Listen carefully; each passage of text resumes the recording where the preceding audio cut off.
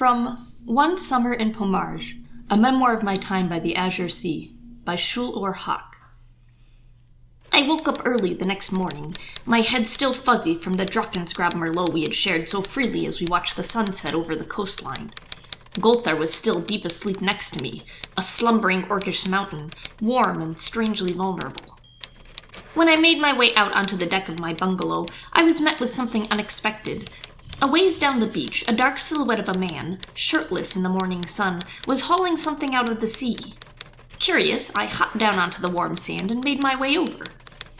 What I had taken for a net full of fish, I quickly came to realize, was a single large creature, something like an oversized sea turtle, but with two gruesome claws protruding from its shell, and a bizarre head that was almost entirely mouth. I would soon learn that this beast was called a Tojanida, and that the beautiful drowish man who had slain it was none other than the famed master chef Dharbin Tolric. "Do you have any rosemary?" he asked as I approached. The three of us spent the whole day preparing the thing. We roasted it in a pit that Dharbin and Golthar dug out of the beach, surrounded by piles of the huge, dense local yams. Dharbin whipped up a thin, fine sauce of butter and rosemary, and I made my famous peach confit, to which I added a generous portion of the raspberries that grew on the hill just up the road. I still see Dharbin Tolric from time to time at social events around the city. He rarely has time to stop and chat, but he always, every time, has a special plate set aside for me, garnished with a little sprig of rosemary.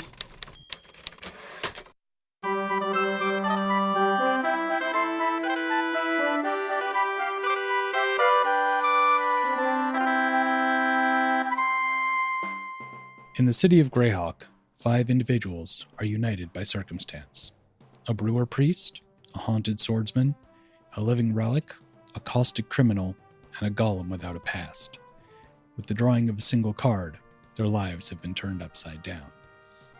Welcome to The Chimera, a role-playing adventure podcast. Our campaign this season is called Misplaced. It takes place in the venerable setting of Greyhawk, kind of, and we're playing with a modified version of 4th edition Dungeons & Dragons. I'm Vin LeBate, and I play Golden-Eyed Rikashi, a Dragonborn rogue. Joining me today are... I'm Braden Lamb, and I'm playing Balmo, a halfling cleric. I'm Jeffrey Bard, and I play Sir Simeon, the human sword mage. I'm Josh Hallbachner, and I play Ashlar, a warforged sorcerer. I'm Kacey Smith, and I play Latchkey, a shardmind with the dual classes of Battlemind and Scion. And I'm Kelly Weissman Asbruth Jackson, the Dungeon Master. Now, let's get started. All right, so we are gathered tonight to conclude the sort of improv game role-playing session that we began before. So as a reminder, this is a narrative game being played with the 3 characters, Balmo, Rikashi, and Dharbin. And in this game, the game is made up of 6 scenes, of which we've already had the first 3. And in each scene, it's one character's scene, that one character sort of has ownership. It's their scene with one of the other 2 characters, and then the 3rd character enters. So the player of the character who has ownership gets to determine what's going on in this scene, what's it about, what's happening, why is your character and this other character, why are they together doing something, and sort of sets the parameters. The second character gets to, work within those parameters as they're established and play their character. But then the 3rd player gets to decide when their character enters and somehow changes or disrupts what's going on.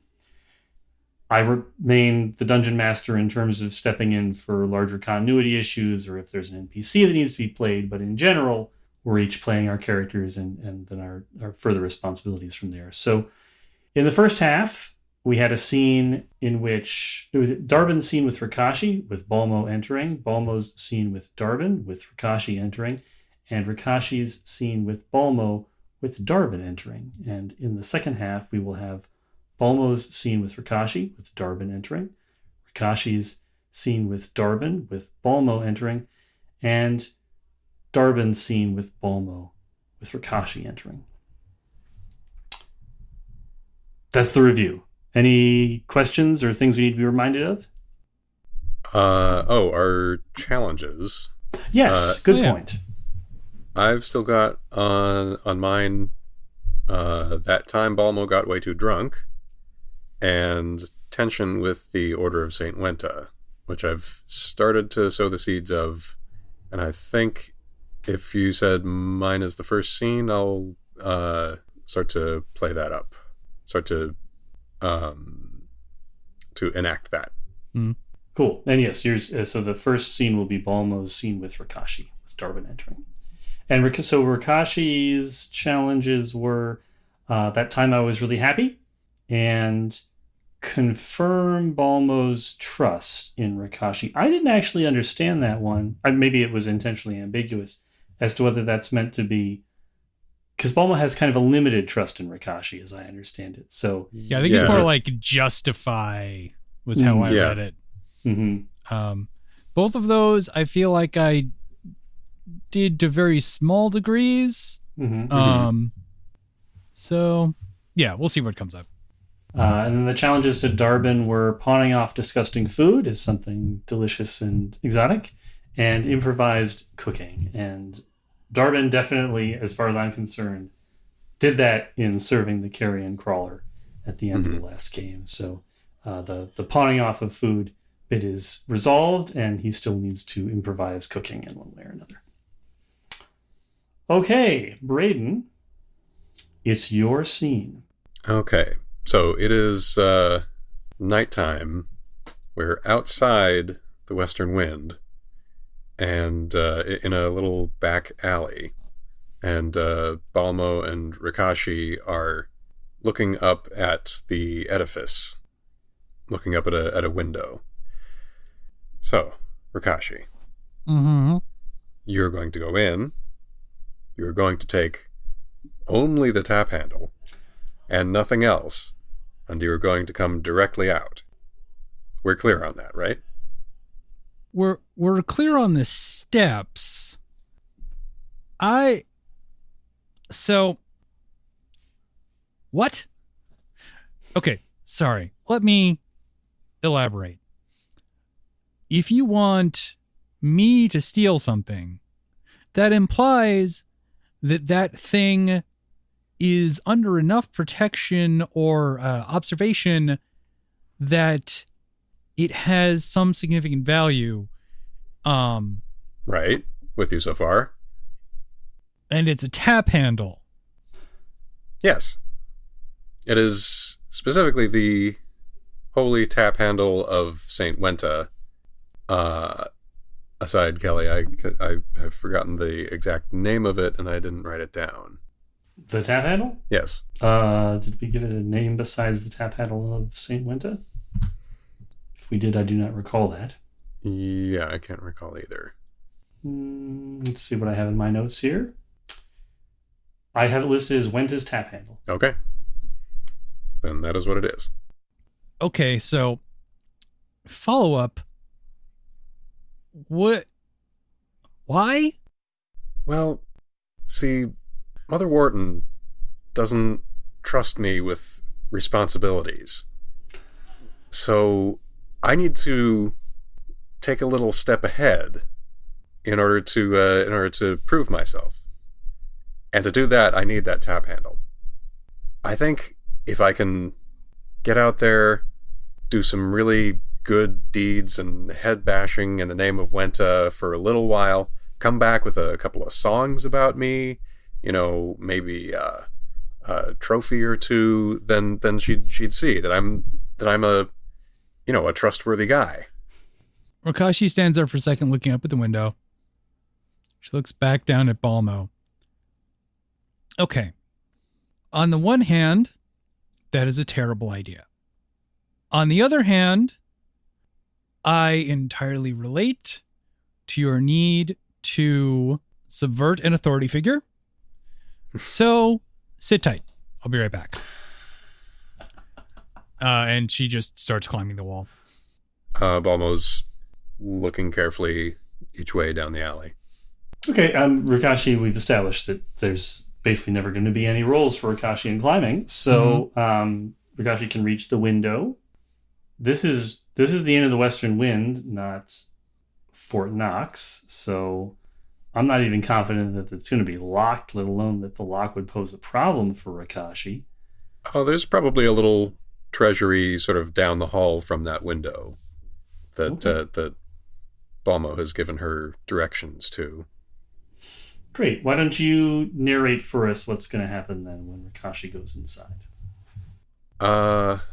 Let's see. It's nighttime.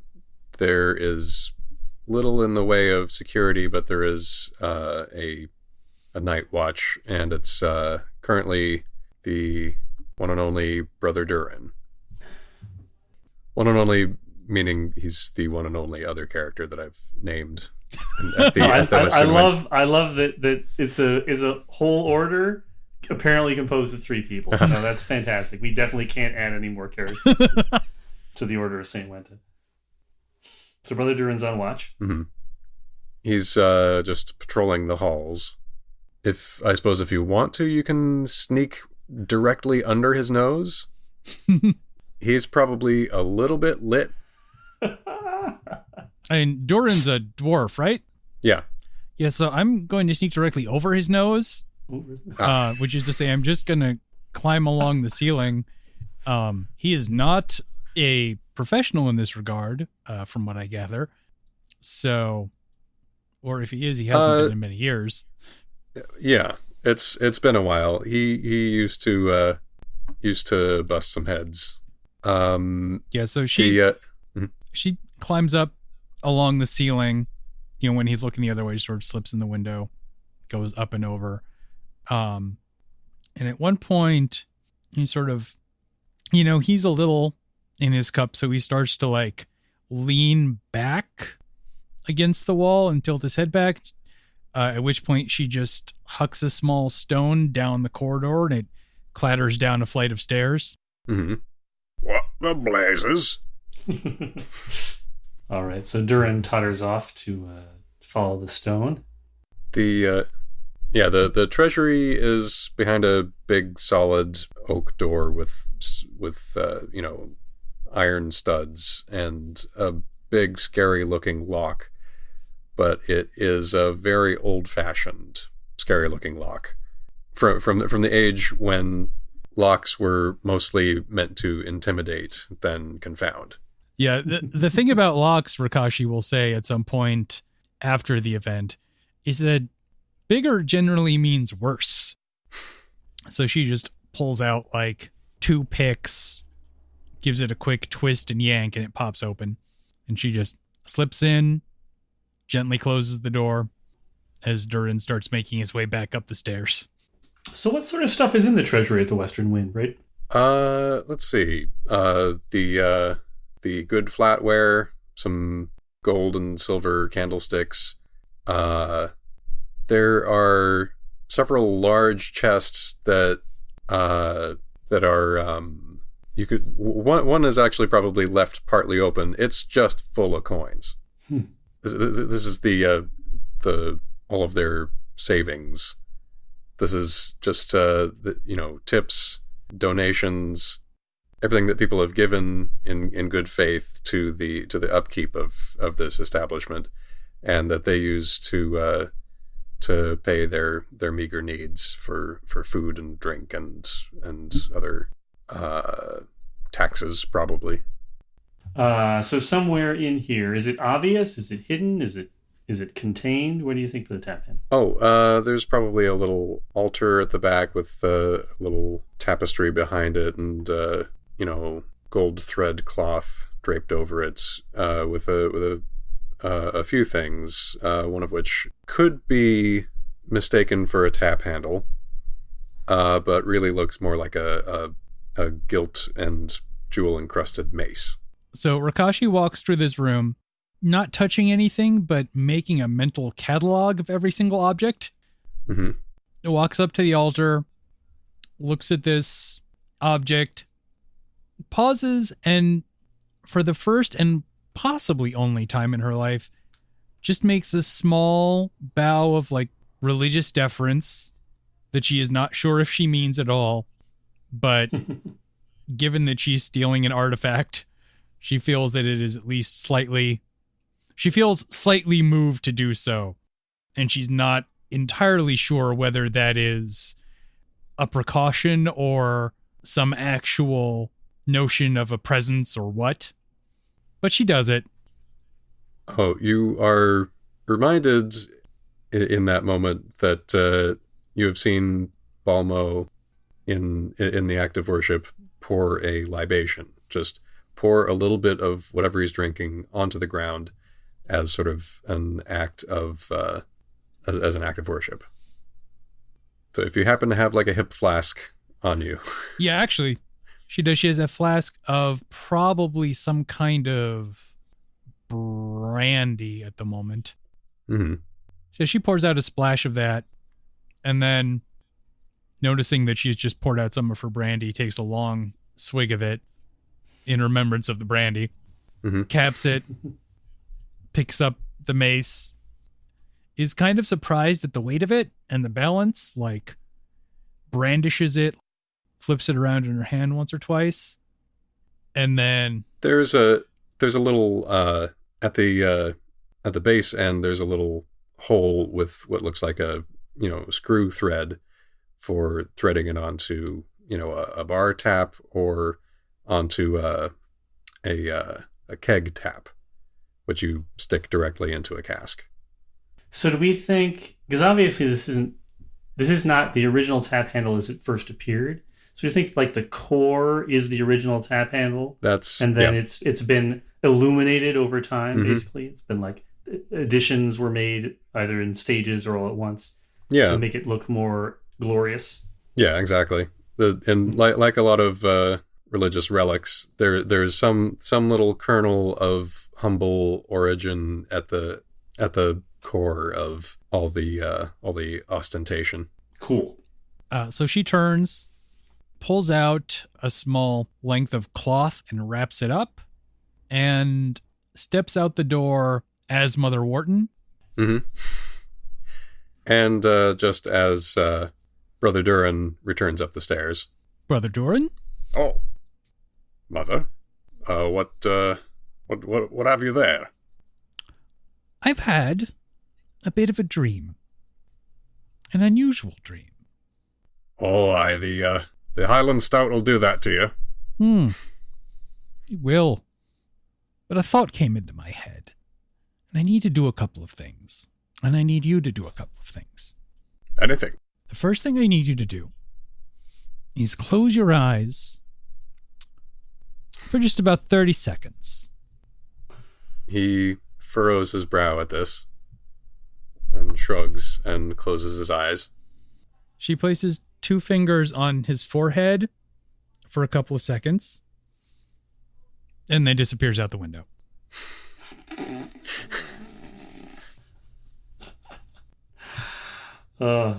Such high concept. It's like Ocean's D12 over here. Okay, so I assume goes down the wall to return to Balmo. Mm-hmm. Yeah, she lands on the ground, still looking like a Mother Wharton. Presumably climbing down, maybe head first, looking like Mother Wharton. Actually, she probably just drops the last 10 feet. Mm-hmm. Yeah, there's a bit of weird, unnatural motion at the start of it. Oh, what are you doing? Balmo looks very confused. I'm keeping an eye on my charges.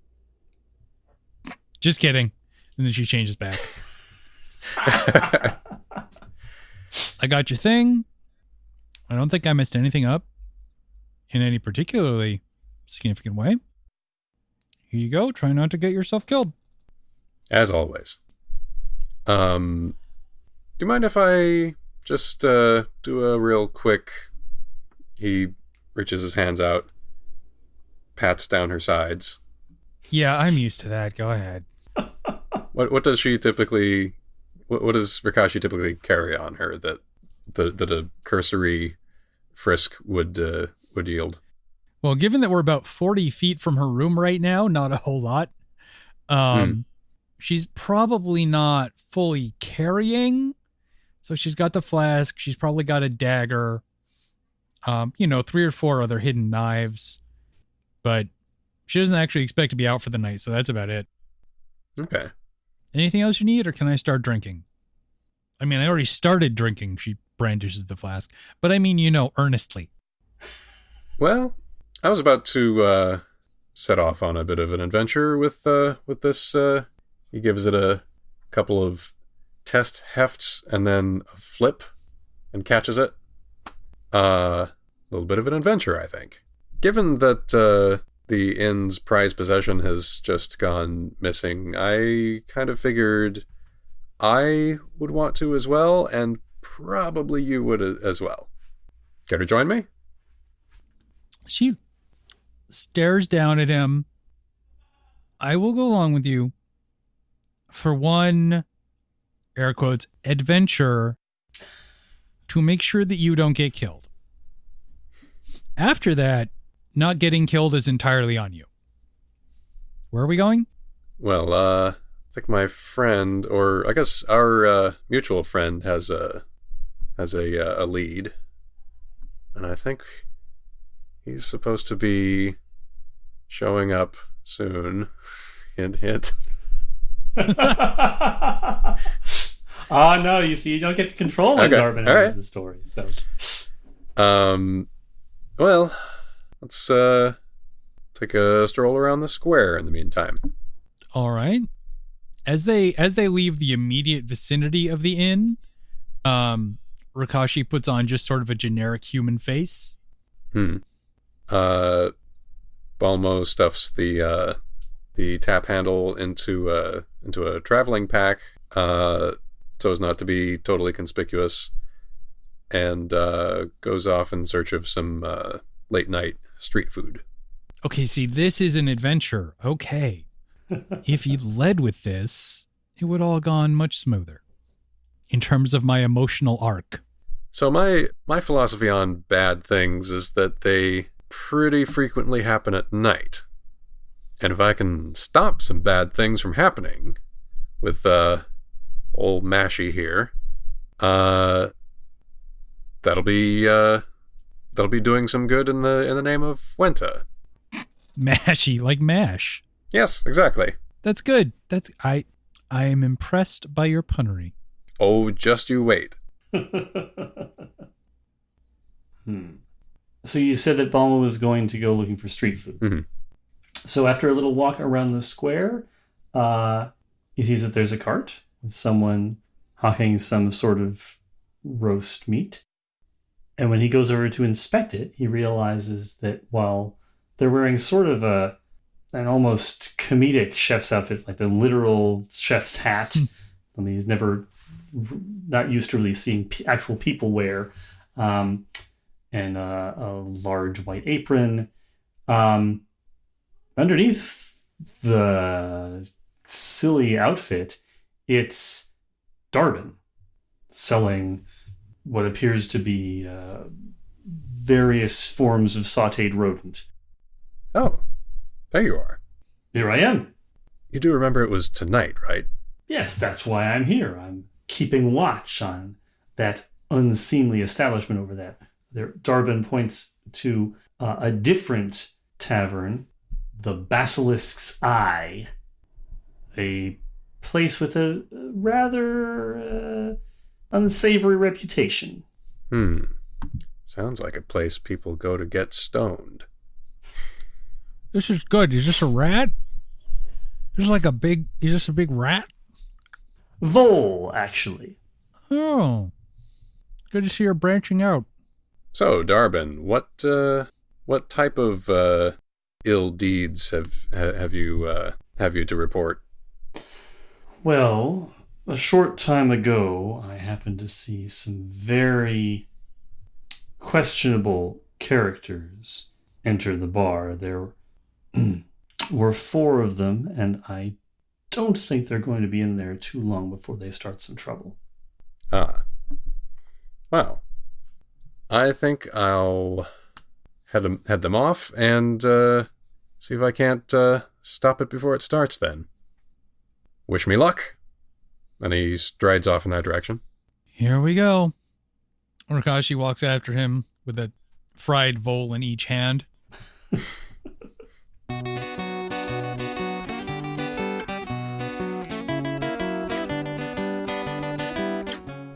All right, inside the basilisk's eye, it's a busy night. There's plenty of drinking and carousing. Siediti qui davanti a me dal mazzo delle carte, scegliene una e ti dirò. It's a sort of place where people tend to do a lot of expressive smashing of glasses, and that seems to be at least tolerated by the establishment. Much shouting, and there's some drunken singing. You do notice that once you go in and look around a bit, there are 4 people in brown cloaks seated over at a table against the far wall, and they seem a little aloof from what's going on.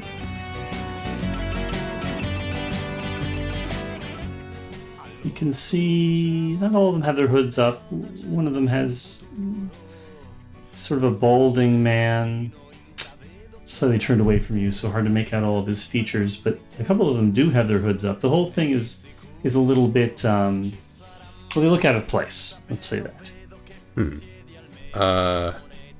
Balmo goes directly over to them.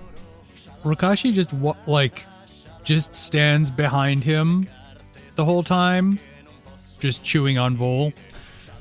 Still looking like a nondescript. Did you say human? Yeah. Okay, so Balmo goes right over to their table. Balmo is roughly the same height as their table. Balmo pulls up a stool and climbs up onto it, and unslings his pack, sets it down on the floor, the flap slightly open. Well, friends, what brings you to these parts? So the balding man turns towards you, and he is human, but just real ugly. Mm-hmm. It's like ugly in the like gets in a lot of fights and doesn't have clerical assistance afterwards kind of way. Like, can't you see we're having a private conversation? Oh, I can see that, but this is a public establishment. I just like to get to know people, share a drink. My friends and I don't want to get to know you. Fair. You should. This guy knows his way around the beers. It's true. I can recommend, let's see. He looked over at the chalkboard. The Summer White is quite good this year. The Gnomes Goes is good if you like your sours. And I do. You will look particularly sour, my friend. We're wine drinkers here.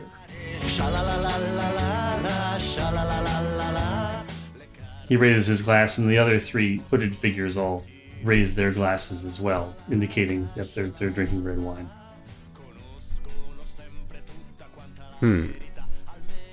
Rikashi chews unhelpfully. Make for a good closed captioning. I'll tell you what, he says to the big ugly bald guy. How about a game of pony?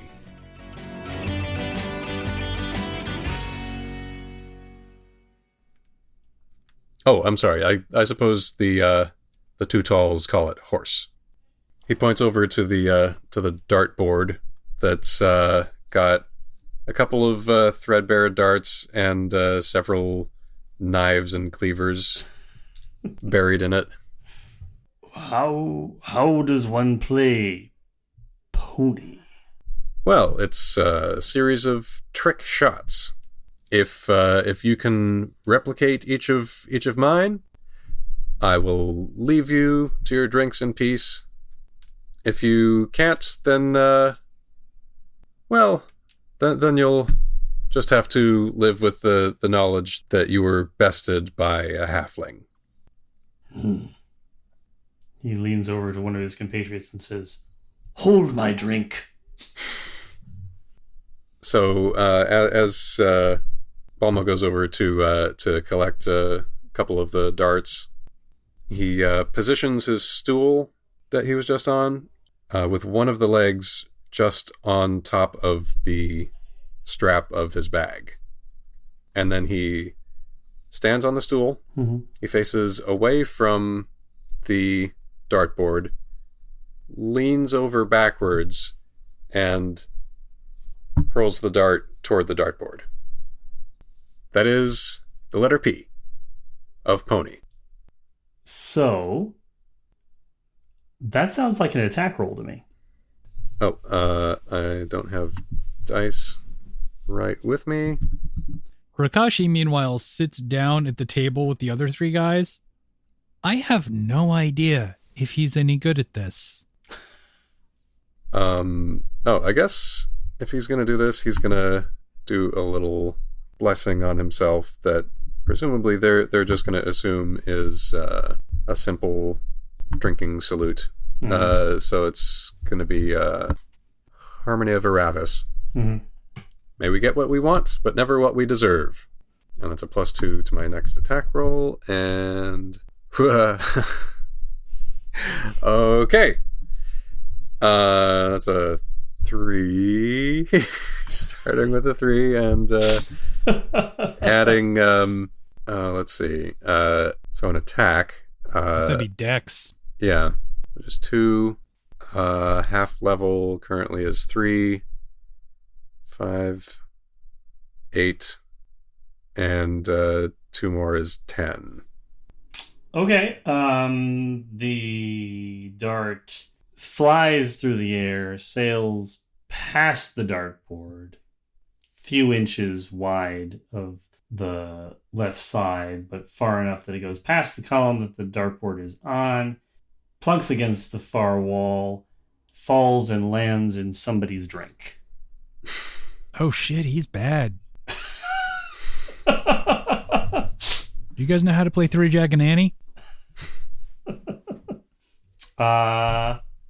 One of the hooded figures nods ever so slightly and produces a deck. Oh, here we go. So the ugly fellow is snickering and starts snickering, and then eventually it sort of turns into more of a guffaw, like, is that it? You were gonna show me up with this? Oh, okay. It landed in the drink, did you see? Are you really trying to tell me that was intentional? I am. Bluff? Yes, please, go right ahead. Where are my skills? How big of a hole can you dig yourself into? Okay, that's a little better. 21. Okay, sure. He laughs and it takes a while, but he's like, all right, you can do that? Fine.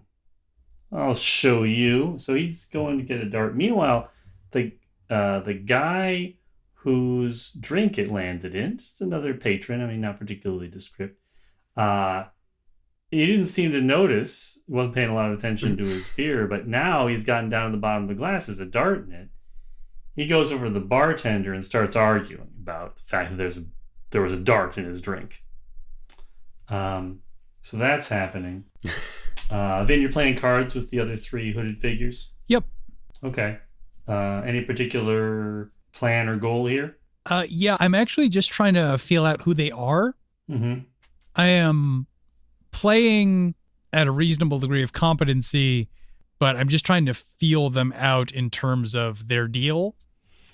So Three Dragon Ante is a pretty interactive game. It is probably, it's fair to say, considerably more interactive than poker is. It's actually somewhere between the interactivity level of poker and Magic the Gathering, because the cards in Three Dragon Ante all have essentially some kind of effect when they're turned over. Mm. So that it's not quite on the complexity level of Magic the Gathering, which has, at this point, probably more than 100,000 cards in it. But it's got, there's basically mechanical consequences to revealing certain cards at certain times. But they are assiduous in not talking. So they're like, they're making their bids. They'll show a card. They'll occasionally point to other cards shown on the table in order to indicate, like, oh, this thing, and now it's doing its thing to this thing, right? But they don't talk. The hands, by the way, are let's see. We've got one figure who has a scaly kind of greenish black hand. One figure who has a furry kind of yellow brown hand, and one figure who has a kind of clammy gray blue kind of coloration of its hand. That one's webbed. Anything else from the card game you want to establish? Not yet. Okay, so the bald guy is over here trying to see if he can reproduce that shot.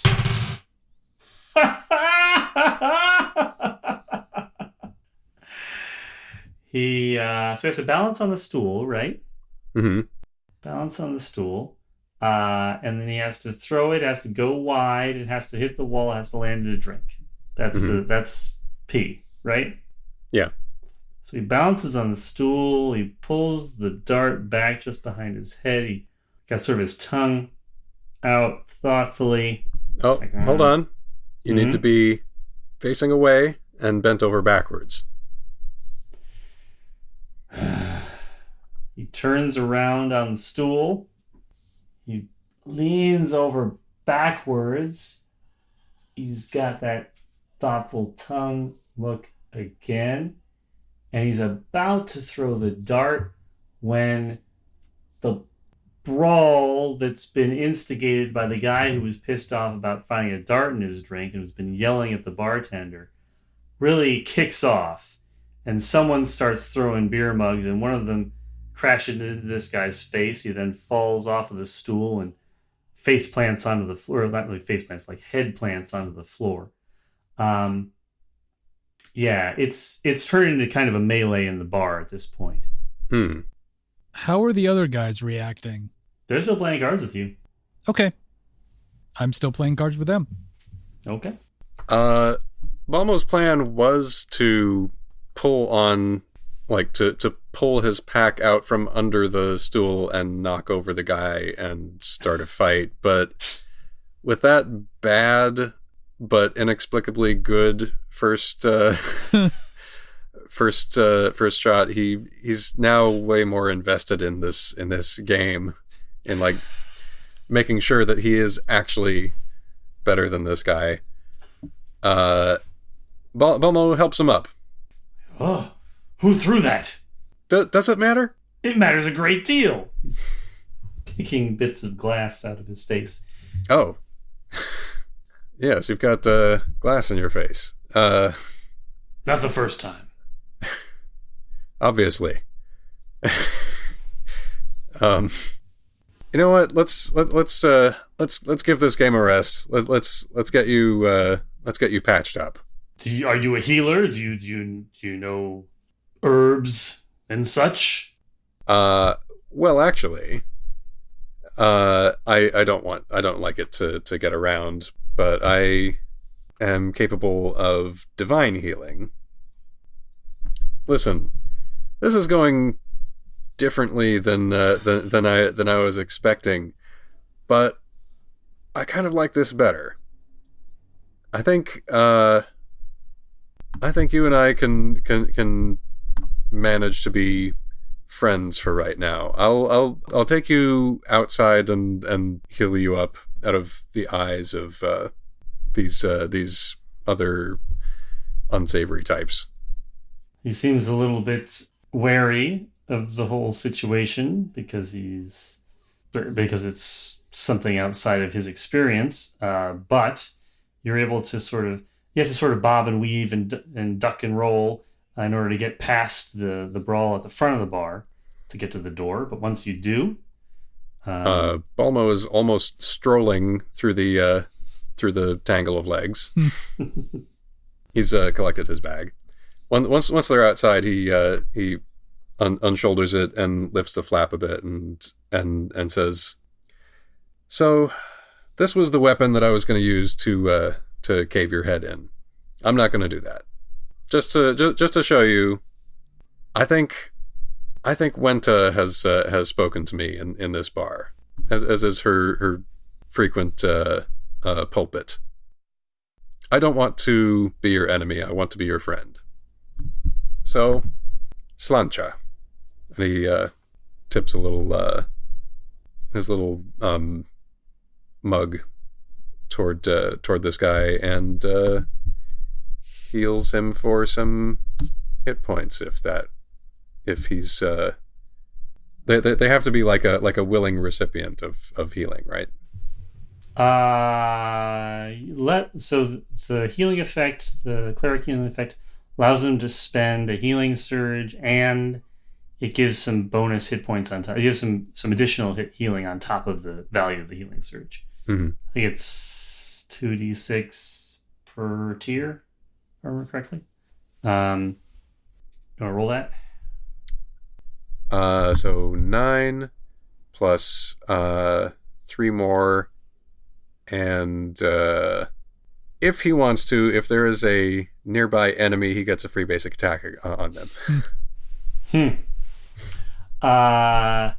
So Balmo tells this guy, this is the weapon I was going to use to cave your head in. The guy produces this.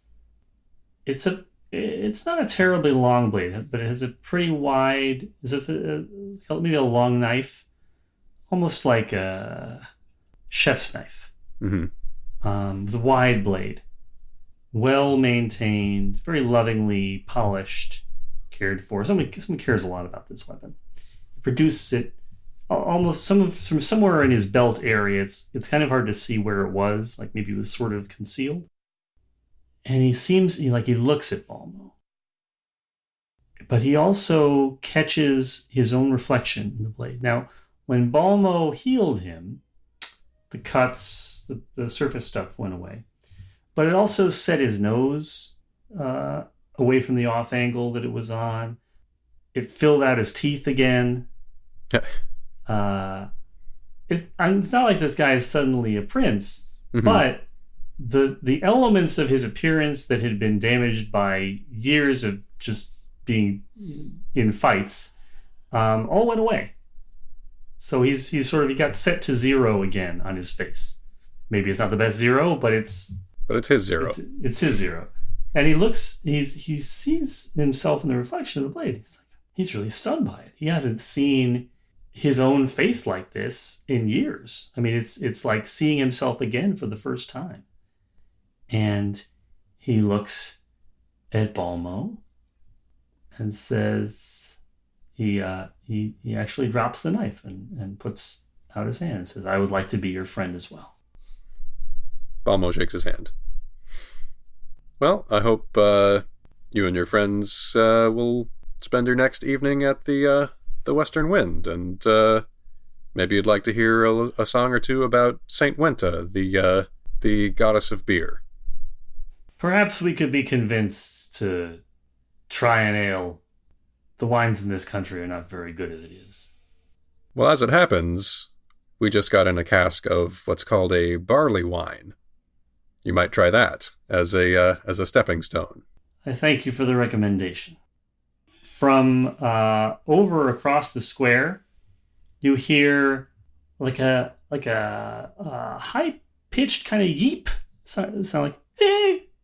It's distant. I mean, it's from pretty far away, but it's fairly loud, and it's enough that Balmo can hear it from. I mean, his back's to wherever it came from, but the direction of it's pretty clear. The balding man in the cloak retrieves his knife and puts it away and says, in the meantime, we do have a table in here. Would you like to have a drink with my friends and I? I would love to. All right. He comes back inside. The brawl has dulled down a bit to it's not exactly stopped, but it's now more of a simmer rather than a boiling over kind of situation. Pretty much par for the course in the Basilisk's eye. And just as you two get back to the table, then Rikashi is in the position to win this trick by playing the Draco Lich card. She glances at Balmo as he comes in and just gives him a look that's like, we good? Balmo gives a very satisfied, slightly smug nod. Boom, Draco Lich. Despite being very meticulously silent up to this point, when that card gets played, the three hooded figures are all like, oh, and groan and toss their heads Rikashi back. bursts out laughing. And their hoods fall away. It's a lizard man and a gnoll and a Koatoa. Kotoa? Kuotoa. Fishman. And y'all have a nice time the rest of the evening. Drinking, carousing, playing cards, exchanging stories. Meanwhile, back outside, over at the food cart, Dharbin seems to be staying by himself, but sort of whispers, hoarse whisper, like a pretty loud whisper. They've gone back inside. I think they're going to be in there again for a while. And Mother Wharton stands up and says, I didn't think that he'd do it. I didn't think that he'd find a way to turn the evening around. I thought he was just going to go in there and start bashing heads. Dharbin says, I told you. He's a good boy. He's a good boy.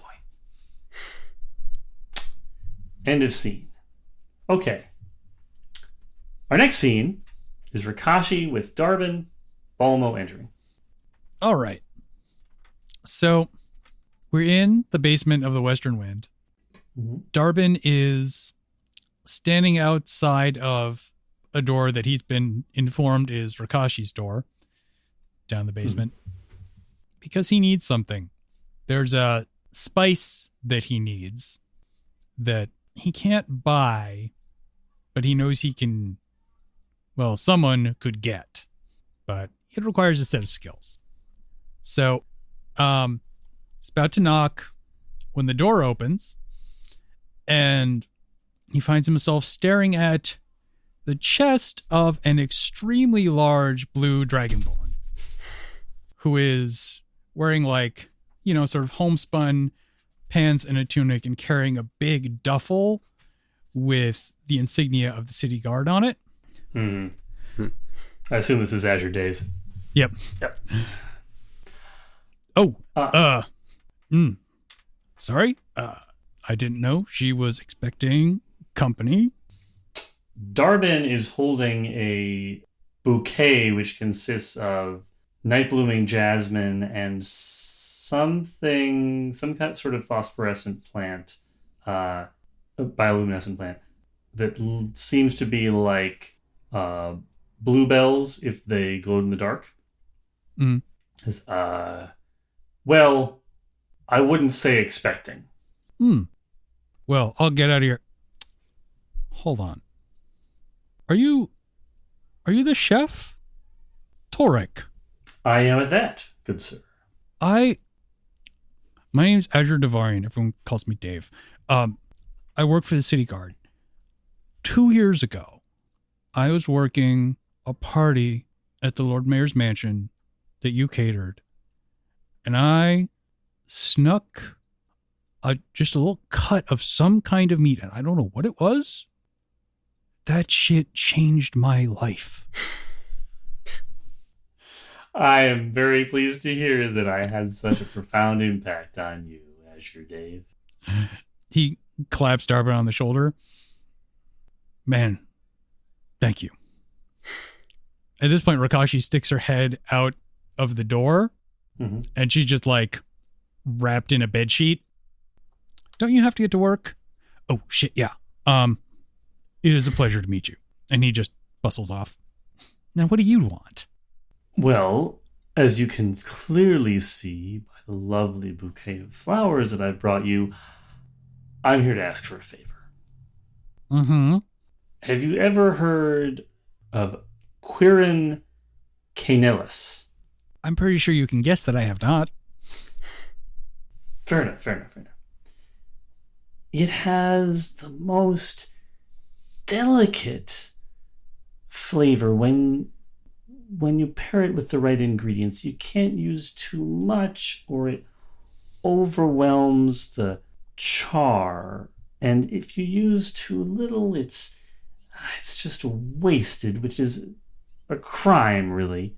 It technically is a crime in some countries. Anyway, I need some. Okay.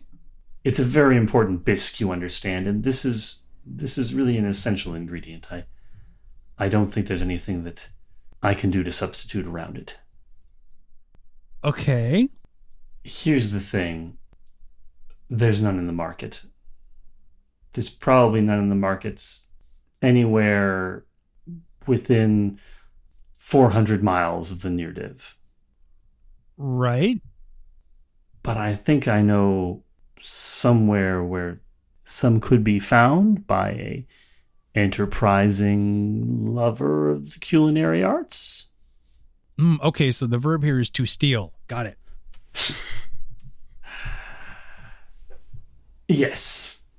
So, where is your mysterious... What is the... So we found the verb. What's the noun exactly?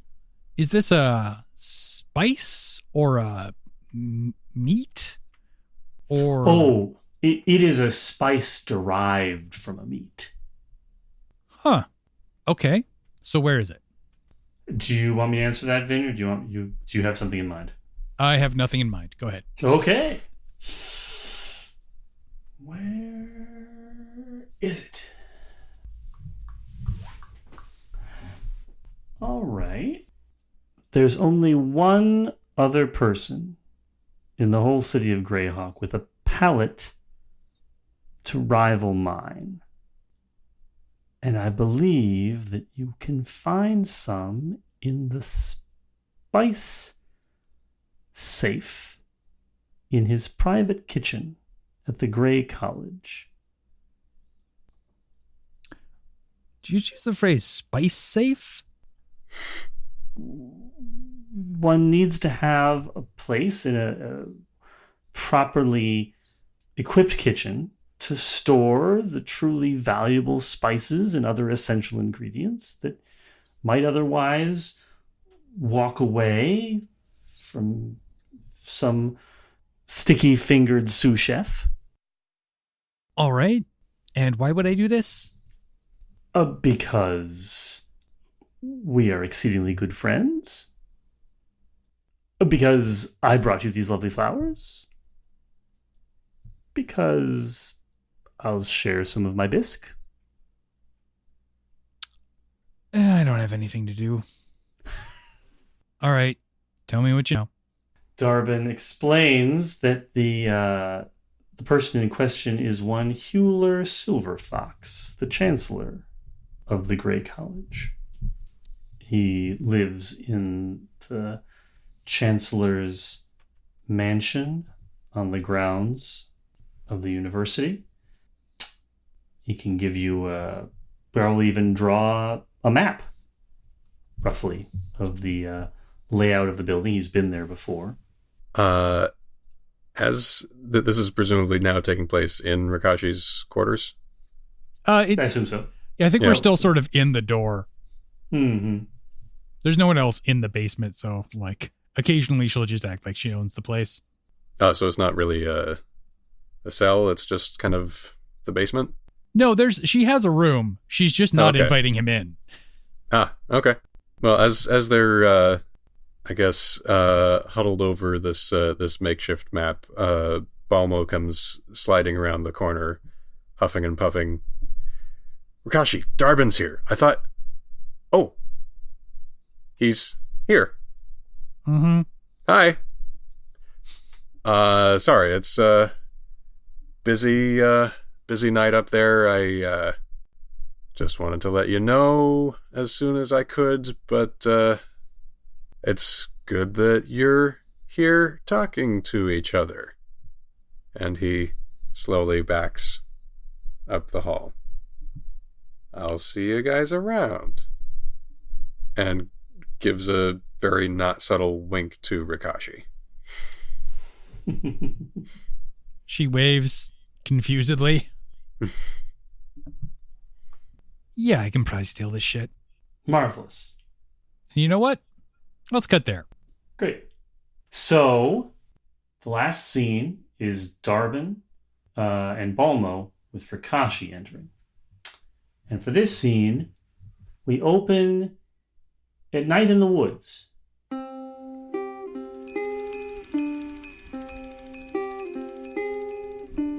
There's a small fire going, and Dharbin has a skewer or something or other on one of his swords, which he has balanced on the pointy end on a stick, sort of a forked stick, and he is using the sword as a rotisserie, basically.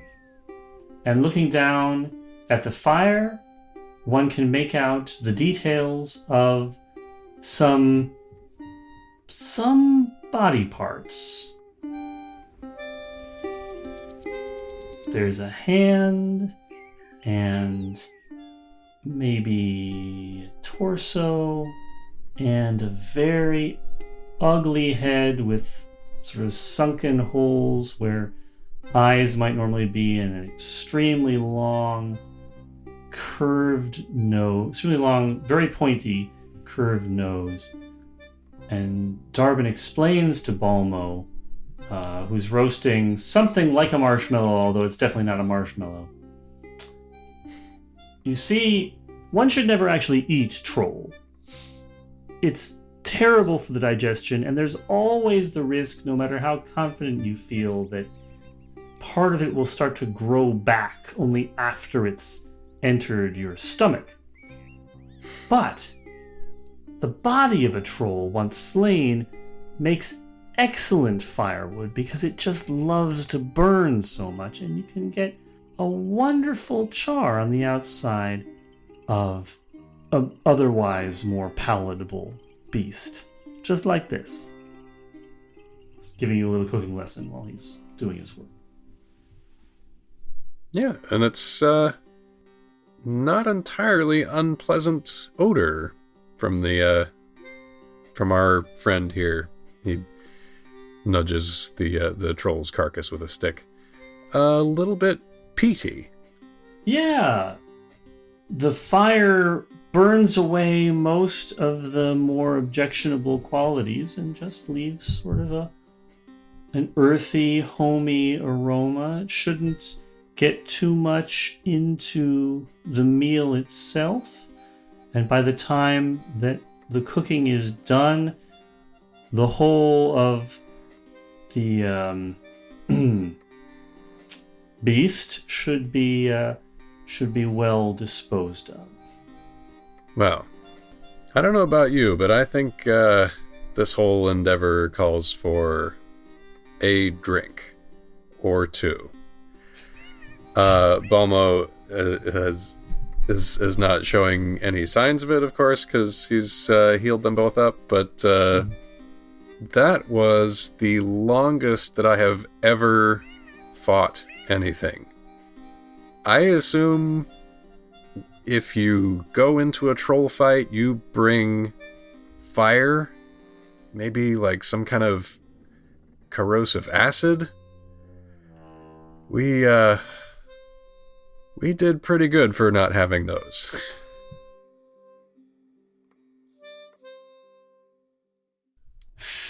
Well, it would have been quicker with them, definitely, but you acquitted yourself quite well, my good friend. I am sorry, however, that there was no evidence of the tankard to be found here. I know you had your hopes up. Well, I did quite a bit. Even brought the quad. He taps a little cask in order to inaugurate the tankard. But I'd say we've earned it nonetheless. He Barley Wayne. Rikashi comes just stalking into the circle of light. Here you are. Why do I have to be dragged into the woods? Why can't people just stay in the city where it's not the woods? Well, then we wouldn't have had this lovely little tale to tell about the time we were woken up at dawn by a 7-foot walking swamp and fought it until dusk. Oh, shit. Are you guys eating a troll? Oh, no. No. One should never eat troll. Dharbin goes into the whole thing again. Okay, you say never. What do you mean never? I mean that in eating a troll, one first takes one's life into one's own hands, but gains nothing at all to show for it. Now, there are some other derivatives of the giant family that might be more palatable, prepared properly. Only the truly feral sort, you understand. Nothing was capable of higher order thought. She's just staring at the troll. Oh, here's your letter. She holds out a scroll to Balmo. I cannot believe she made me haul that shit out here. Who? Mother Wharton? Yeah, who else? Who else can make me do anything at this goddamn point? Oh, I don't know. I thought you and Kayla had hit it off when you went to visit the brewery. Yeah. No, that was nice. That was fine. But you're in the woods. Right. And Dunhill is technically urban. I can see how you're out of your element. It is if you don't go outside anyway, which is how I like to do it. Well, you're just in time for the unfortunately unceremonious uncorking of the quad. There are capital letters in his speech balloon. Oh, great. It makes this marginally less terrible. She sits down. It should go quite well with this roast dire boar. Do you open the letter? Oh, yeah. It's from Mother Wharton.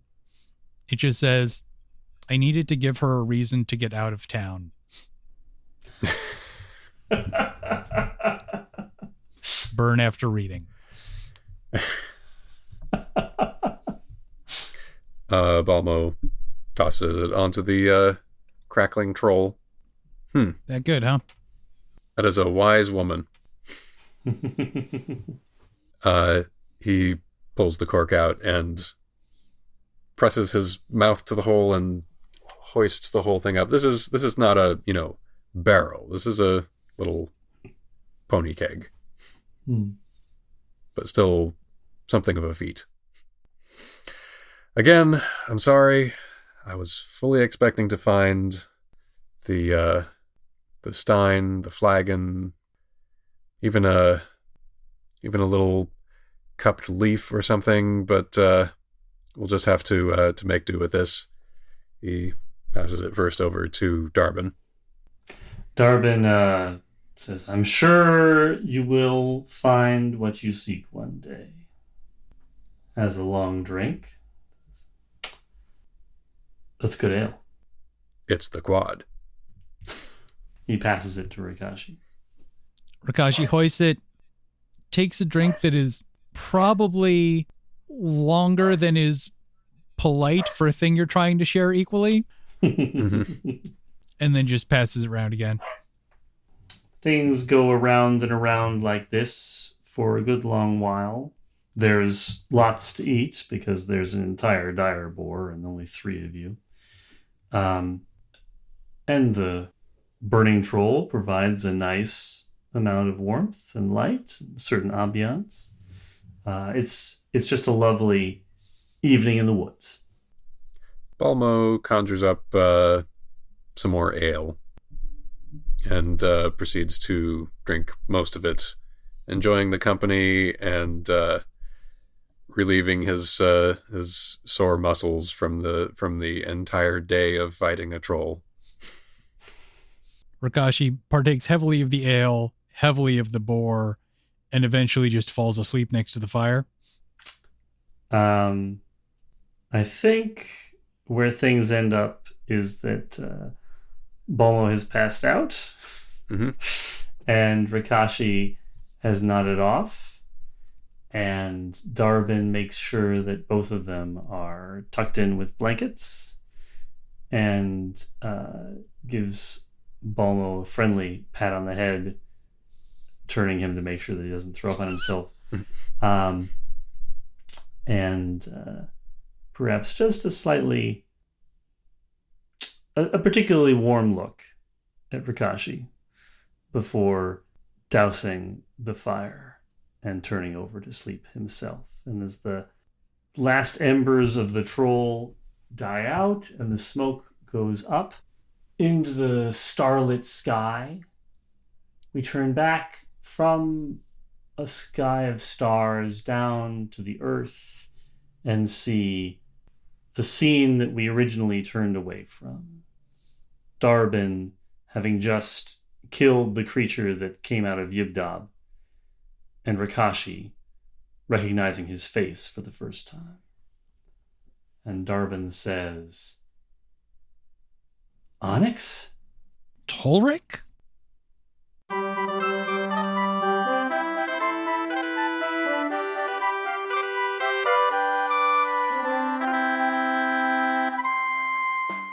That's it this week for the Chimera. Our theme music is Hoof, Heart, and Hiss by Matt Weber. You can find a link to more of Matt's work and any other music used in this episode in the show notes. You can also find us online at thechimera.space or on Twitter and Facebook at ChimeraPod. If you enjoy the show, please consider leaving us a rating and review on Apple Podcasts or just telling your friends. Join us back here in 2 weeks for the next episode, and thanks for listening.